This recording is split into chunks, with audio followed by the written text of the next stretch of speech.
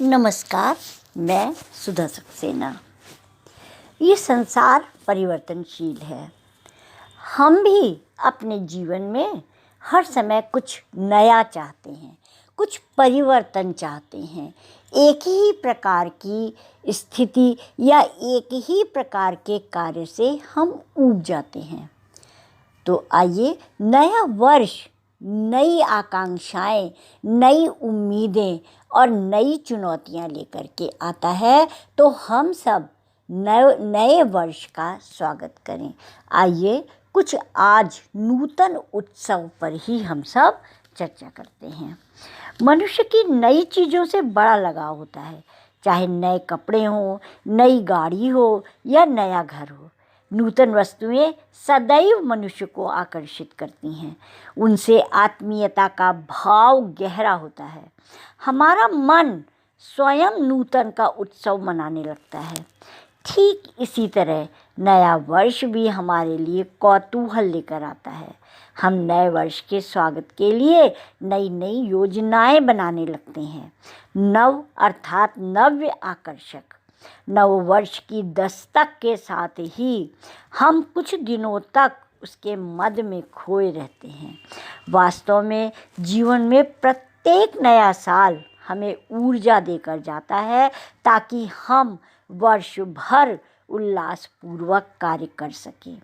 जिस तरह नई सुबह स्फूर्ति प्रदान करती है और दिन भर के कार्यों के लिए शक्ति देती है, ठीक वैसे ही नववर्ष पूरे वर्ष भर के लिए हमें ऊर्जागामी बना देता है। हमें बस अनुभव करना है। यह अनुभव ही हमें सकारात्मक ऊर्जा से भर देगा। हम वर्ष पर्यंत मंगल कार्यों में संलग्न रहेंगे। असफलता और निराशा हमें स्पर्श भी नहीं कर पाएगी। नकारात्मक भावों का स्वयं मर्दन होने लगेगा। नववर्ष का अभिनंदन वर्ष भर सकारात्मक कार्यों के संकल्प के साथ ही किया जाना चाहिए। संकल्प की पावनता से ही हमारे कार्य सुगंधित होते हैं। फिर यह सुगंध संपूर्ण समाज को महकाती है। हमें नववर्ष का अभिनंदन आंतरिक उत्सव के साथ करना चाहिए। यह उत्सव हमें उजास प्रदान करेगा।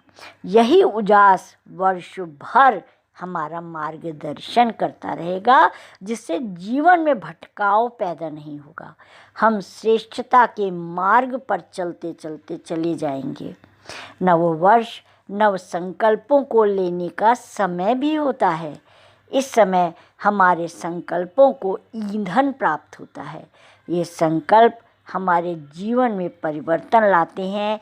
इन संकल्पों को पूर्ण न्याय के साथ अंगीकार करने से हम स्वयं में चमत्कारिक परिवर्तन उत्पन्न कर देते हैं।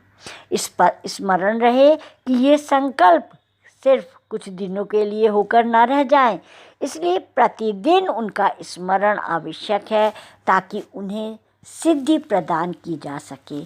चैत्र के नवरात्र में ही हमारा शारदीय नवरात्र में ही हमारा नव वर्ष प्रतिपदा के दिन शुरू होता है।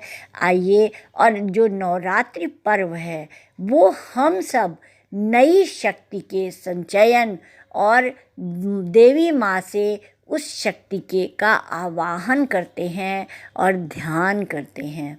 तो आइए नववर्ष का हार्दिक स्वागत करें और हम अपने को सुखी और आध्यात्मिक बनाने के लिए, अपनी आत्मा की ओर जाने के लिए, दया, प्रेम, सहिष्णुता और साहस जगाने के लिए माँ से शक्ति मांगें।